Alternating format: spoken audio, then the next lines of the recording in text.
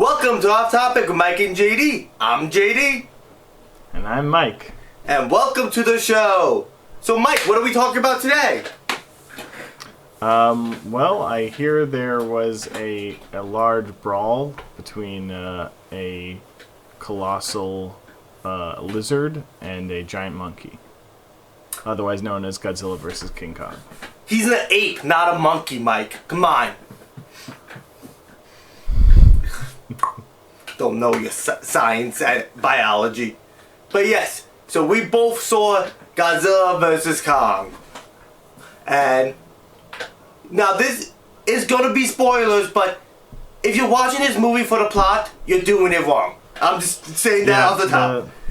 The spoilers are pretty much in the title of the movie. Yeah, but I mean, like, I am going to say who wins the fight. But like I said, if you're watching it for the plot, you're not watching it right. But so overall, just like, what was your first takeaway after seeing the movie? My first takeaway was I liked it a lot. It was fun, which is generally what I look for in any kind of kaiju film. Is was it enjoyable? Did I like? Did the actual fights, were they satisfying? And so I think on a base level, the fights were really good, and you watch the movie for the fights. So overall, it was a win. I'm pretty much of the same mind that I didn't come here for the plot. Like I said, if you are, you're doing it wrong. I came here to watch the gorilla punch the lizard, and the gorilla did punch the lizard, and it was nice. That was cool. That was cool. Now, my first also takeaways was, I'm like, wow, it's the same movie as Batman vs Superman, but actually good this time. Yeah, I kind of knew, again, full spoilers here. I mean, going into it, it's like, alright, King Kong has fans, Godzilla has fans, they're gonna fight, they're gonna team up against some bigger bad or evil, which is, of course, exactly what happens. Yeah, but it happens in a satisfying way, so I'm totally fine with it. And like you said, I actually believed it at the end. Yeah, like I said, it's the same thing as Batman vs Superman, but it doesn't pretend to be something it's not. Unlike Batman vs Superman. Like, this movie knows, hey, we're not this amazing art house film. We're a dumb popcorn monkey movie. You got me on monkeys on my mind now. But we're a dumb popcorn movie that is just enjoyable. Like, it doesn't take itself too seriously, and that's what it does right. And Batman vs Superman did not do right. Now you can make good, serious superhero movies, but Batman vs Superman did not have the makings for that. So, but it did not have the makings of a good serious superhero movie, yet they tried to make it serious anyway, and that's why it failed. This movie, hey, they knew their audience, and that's what worked for me. It's true. Ironically, they have a lot of the same issues. The only thing is it's less of an issue in Godzilla vs. Kong. There's not really, a reason for the fight, the titular fight in both movies. There's not really a reason for it. Like in Batman vs. Superman, it's the convoluted plot of kidnapping or whatever. In Godzilla vs. Kong, they're just like, oh yeah, they have an ancient rivalry. Yeah. Why? I don't know. They do. Don't worry about it. Genetic memory. Yeah, but you know what though? It also works better here because they're animals. Like, they're not like people. It's like, hey, why don't you try talking it out? Of course, they're animals. Like, it makes sense that their first instinct is to, hey, I don't like this guy. I'm gonna punch him. Like I said, see, it's the same mistake, but it works. It's not as big because it's like, well, yeah, I mean, I'm not gonna. The monkey's not. You got me on that monkey. The ape is not gonna talk to the lizard. So it's the same mistake, but it's less egregious in this movie by a lot. Exactly. And it also has the same mistake of the villain with an overly convoluted plan that's so poorly thought out. But you know what? This is just some random villain. This is not one of the most iconic comic book villains of all time. Nobody cares that this guy was not memorable. Like, he's not a major draw of the movie. Like, I don't care if this guy was forgettable. I do care that, hey, Lex Luthor was ruined. Yeah. So, giving a more apples to apples comparison, you've seen all of the legendary MonsterVerse movies, yes? Yes. So, how would you say this stacks up compared to, say, Godzilla King of the Monsters, which some people like more than this movie, and some people are saying it was worse than this movie.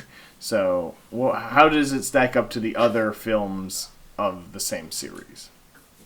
See, it's debatable because, like, this one really delivered on the monster fights. Like, it delivered. Right. I would say it delivered more than any of the other films. And, like, Godzilla King of the Monsters had good monster fights. I say this one delivered the most, though. However, I gotta say, the people scenes were the worst in this one. Like, the people scenes are always the most boring part of the movies, but I gotta say they were particularly weak in this one. Like I feel bad saying this because I love Millie Bobby Brown as an actress. She's very talented.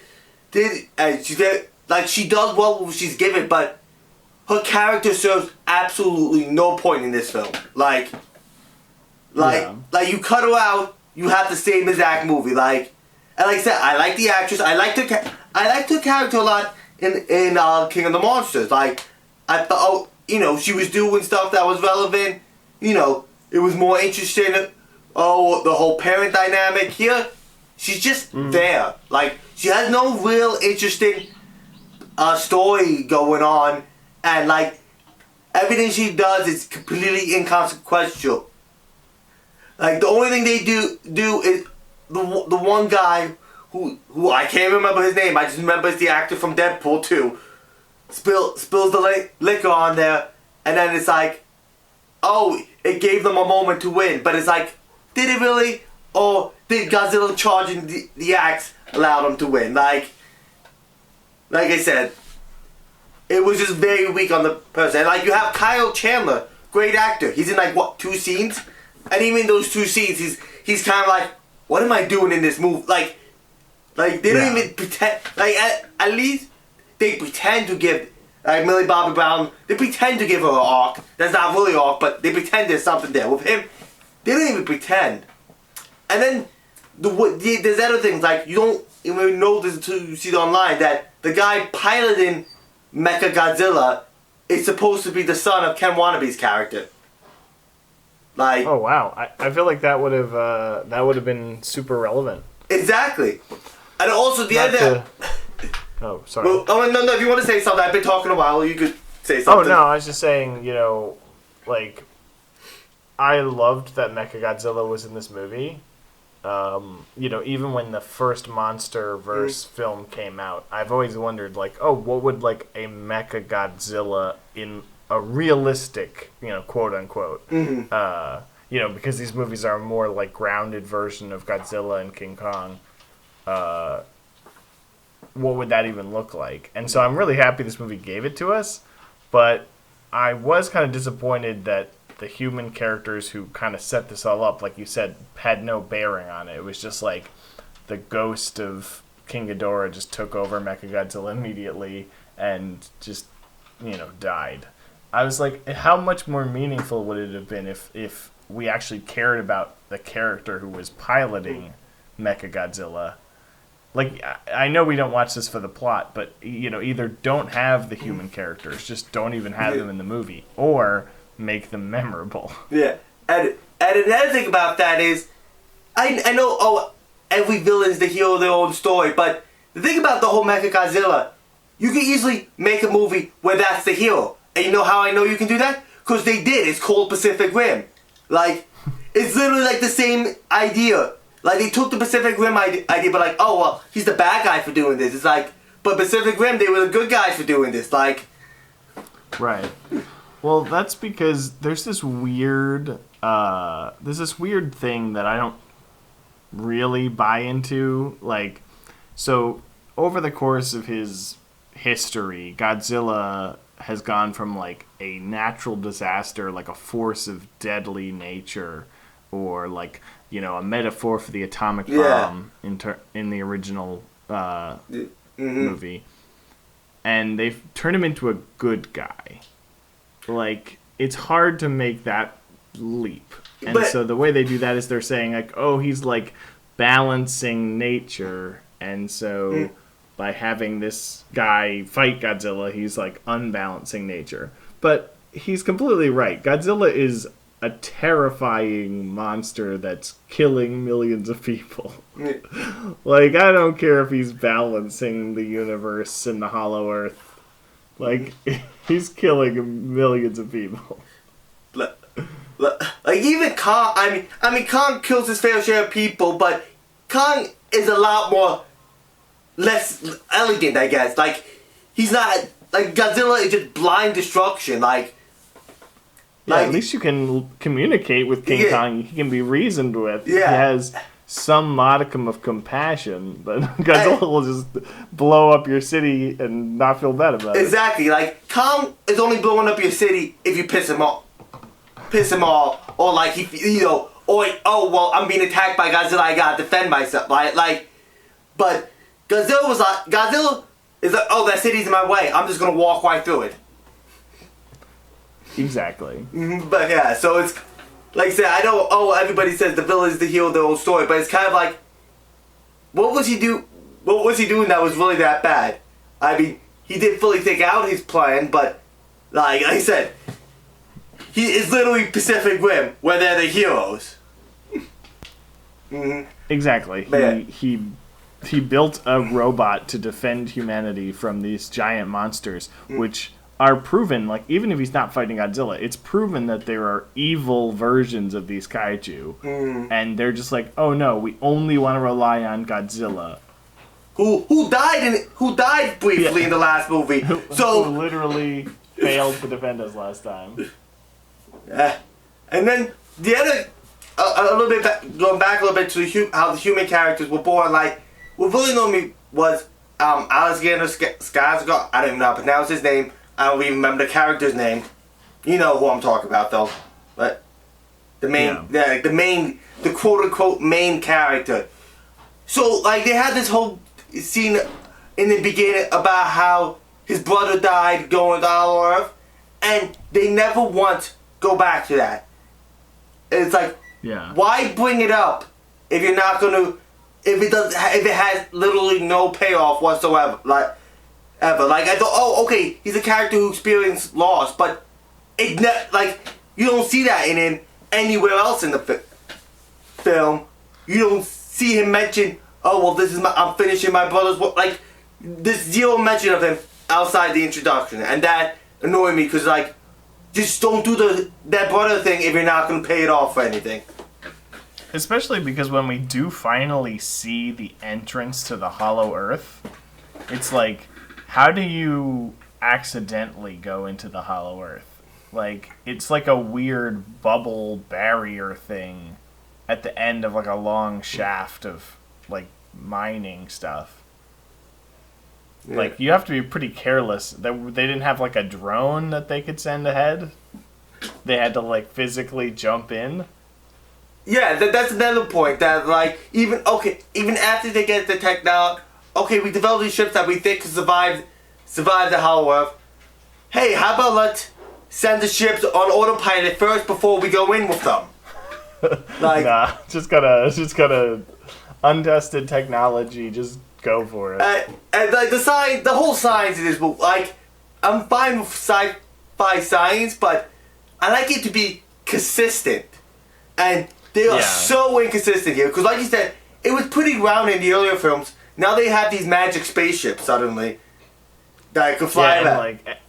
Everything is like turned up to 11, which is like ostensibly fine, but it's, it would have been nice if they sort of slowly prepped us for this. Maybe they had like more tech in the next movie and slowly built to this. And also, the whole Godzilla just blasted a hole to the Hollow Earth. Like, okay, that, like I know we're going goofy, but 100%. Yeah, well, he blasts an atomic breath straight to the center of the Earth. no problem. No earthquakes. I don't know what would that would even do. And there's suddenly no portal to get to the... Kong can just climb that hole without going through the portal now. They don't need... Just jump into the Hollow Earth. Yeah, and then... No, that hole is also still there in the middle of... in the middle of Tokyo. Wherever that city was. It might have been Hong Kong. I'm not sure. It was definitely an Asian city, though. But yeah, that hole is still there, like...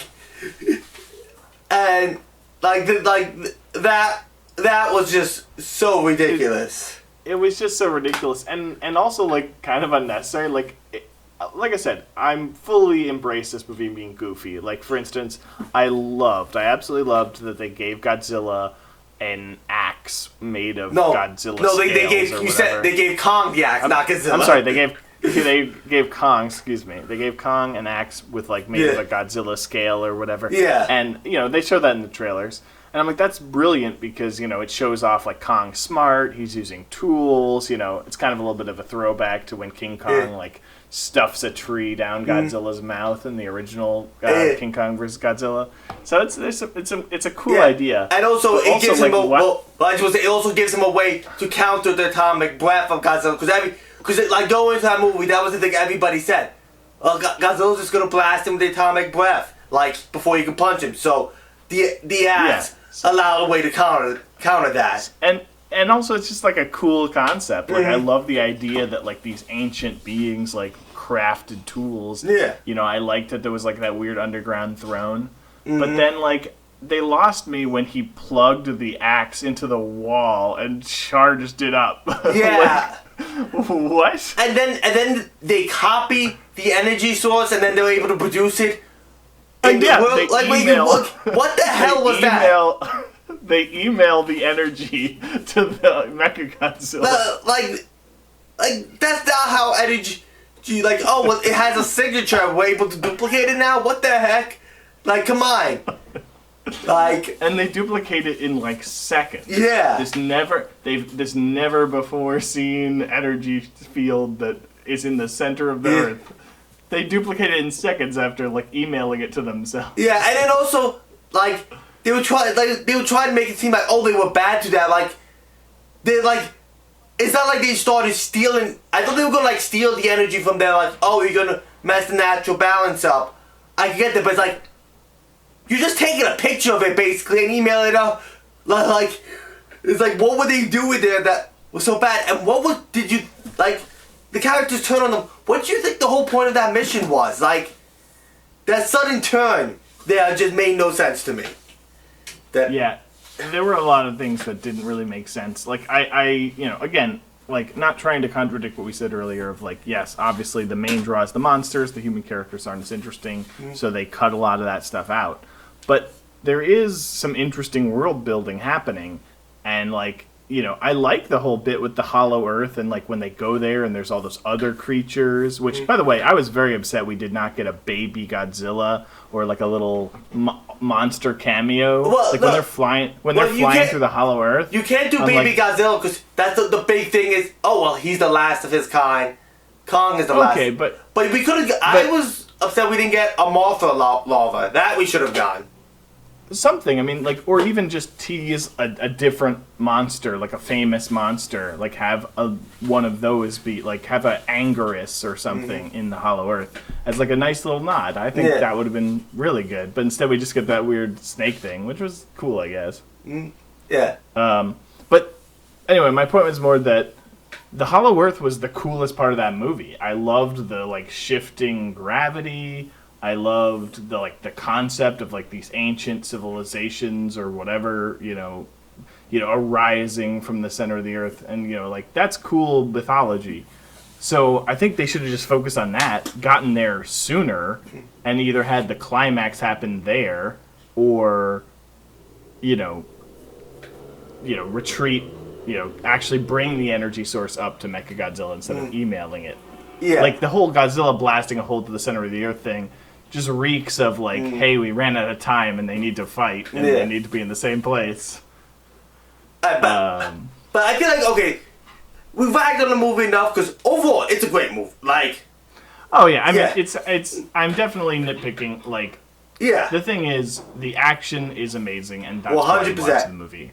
Like I loved the way that they used the buildings. Like Kong was like climbing them and like jumping off of them to like get get high ground on Godzilla. He was whereas using his Godzilla was agility kinda to his more- advantage. Yeah, it was more like animalistic. Like they had different fighting styles. Like it really kind of came Yeah. through the fight choreography. Without a So doubt, that's what yeah. I'm looking for. No, yeah. So that was really cool. Even the finale, when they're like tag teaming Mechagodzilla and they like both grab his arms and like fling him through the building, like the fight choreography is very cool. Yeah. Which, again, like if you watch the original, it's like it's so laughable in the old one. It's like you know this. So it's definitely a really cool thing. It's something I've wanted to see for a really long time. So, I'm very happy this movie came out. And I'm happy, while we're on the subject, I'm happy it did well. Because, originally they announced this movie a long time ago. And after the poor performance of the Godzilla and the poor performance of Godzilla King of the Monsters... No, I thought Godzilla did good. It was just King of the Monsters that did bad. The medium performance of... Kong Skull Island, which I actually really love. John C. Reilly is amazing in that movie. But do you think we're going to get any more? Is this the end of the MonsterVerse? See, here's the thing. Like, I would be fine with this being the end because it's kind of a satisfying end.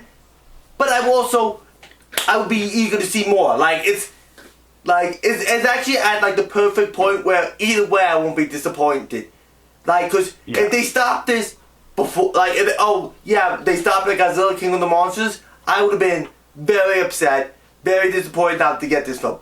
But see, like I said, this film is kind of a good ending for the series, but if they want to explore the Hollow Earth more like there is more they can do in this universe, so I would be down to see more. But see now, I know I'm backtracking again, but there was one thing I didn't like about the very end, and that is how Godzilla roars and Kong doesn't roar back at him. So it's like I would have liked them both to roar at each other and then walk away, because then it would be clear establishment as equals.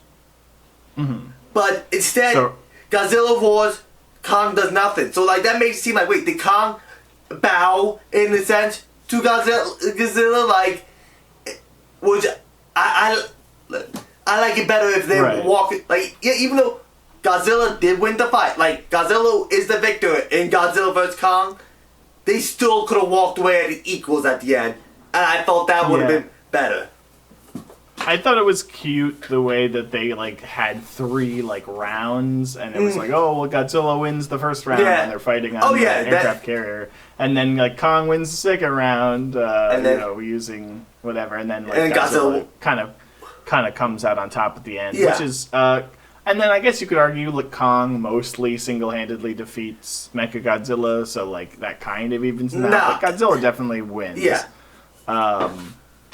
But at the same time, I felt like, Kong was like burying the hatchet, literally saying, "Oh well, we're not going to fight anymore." And I guess if he roared back, that would be him like escalating it again.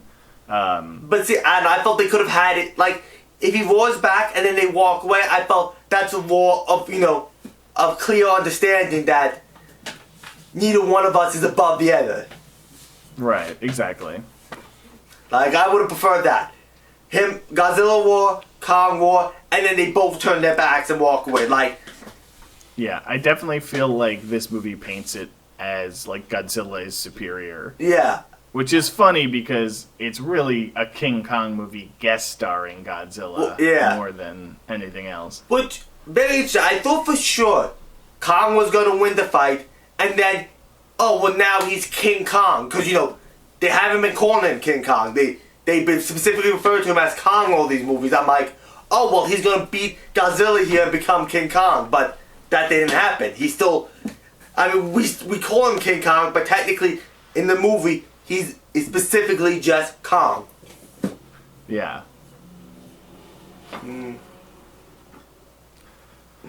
So any other final thoughts? Like I said, overall, I mean, it sounds like I'm coming down on this movie, but overall, like I said, I really enjoyed it. I thought it was good that it moved at a faster clip than a lot of the other ones. I did feel like, even though I loved a lot of the stuff that Godzilla King of the Monsters did, I thought this one was more boiled down to just the bare bones, like, this is what you want to see.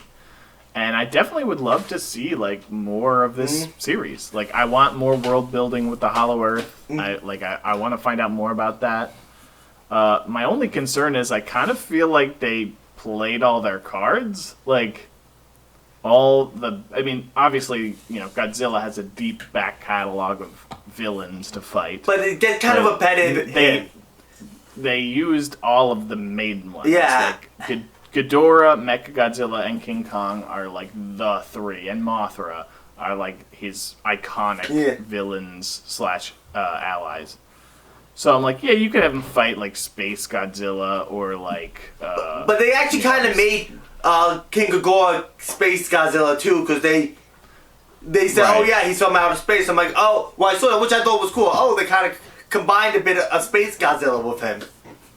Right, exactly. Which and you know, and they also kind of did Mecha King Ghidorah by having King Ghidorah's skull be incorporated into Mecha Godzilla. Yeah, so they kind of used a lot of the, which is not bad. I thought it was cool how it all connected. But they did kind of use a lot of the key concepts. So you know, maybe an original monster, maybe like come up with a new villain for him to fight, or you know. Something like that. I think it would be cool. Somebody in the Weekly Planet podcast, which I listened to, they suggested maybe, you know, if any of the people are still alive from the original civilization that worshipped the Titans in the Hollow Earth. Well, wait, were there people in the Hollow Earth? Because I mean, I guess it's unclear if, I mean, there's statues and buildings and doors and stuff, so I mean, I guess King Kong could have been just like, maybe Kong's race is more intelligent than we thought, but definitely some sort of intelligent life was there to create those statues. But anyway, yeah, so maybe somebody from that race, if it is Kong's race, maybe there is another Kong, or maybe there is another Godzilla that they didn't know about, and like they fight. Yeah, I mean, I'd be down to see more. I mean, hell, they could go anywhere. Didn't the original series have aliens coming at some point, like just straight up like gray little aliens come? Oh yeah, I mean, they definitely got I mean. In Godzilla vs. the Smog Monster, Godzilla literally fights pollution. Like pollution just like is embodied in the Smog Monster, and Godzilla just punches it. So I mean, like, you could get as wacky as you want to with these movies.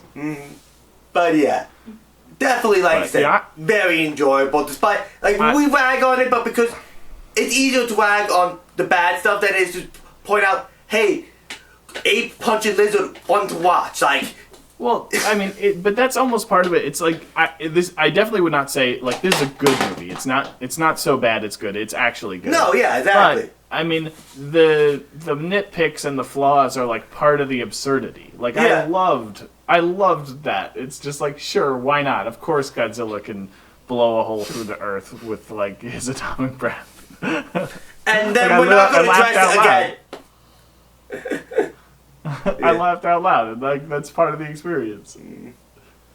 But no, like, all right, definitely recommended. Recommend. Highly recommend. I mean, I just love giant monster movies, giant robots, any of that.